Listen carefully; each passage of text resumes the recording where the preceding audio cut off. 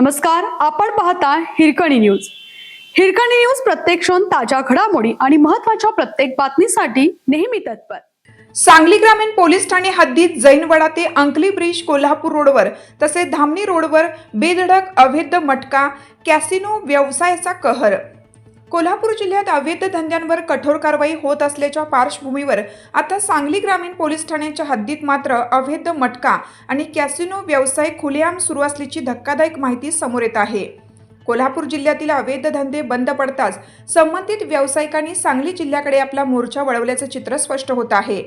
सदर अवैध व्यवसाय चालवणारे दुकानदार व चालक हे व्यवसाय पोलिसांच्या परवानगीने सुरू असल्याचे खुलेआम सांगत असल्याची चर्चा संपूर्ण सांगली जिल्ह्यात घुमत आहे.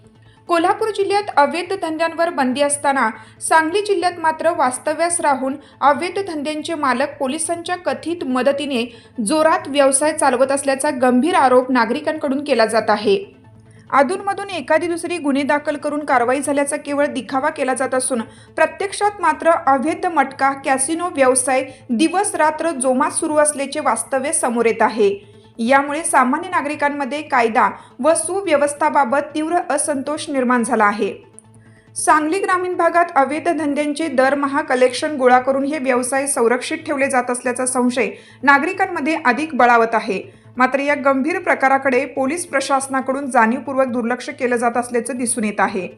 अवैध मटका व कॅसिनो व्यवसायावर ठोस आणि कठोर कारवाई करण्यासाठी अद्याप कोणतीही प्रभावी पावले उचलली जात नसल्याने पोलीस प्रशासनाच्या भूमिकेवर प्रश्नचिन्ह उपस्थित होत आहे. या संपूर्ण प्रकरणावर सांगली पोलीस प्रशासनाची अधिकृत व स्पष्ट प्रतिक्रिया अपेक्षित असून जिल्ह्यातील कायदा व सुव्यवस्था अबाधित ठेवण्यासाठी तातडीने कठोर कारवाई करावी अशी मागणी नागरिकातून होत आहे. Hirkani news media. आपल्या हिरकणी न्यूज चॅनलला लाईक करा, शेअर करा आणि सबस्क्राईब करायला विसरू नका आणि रहा अपडेट.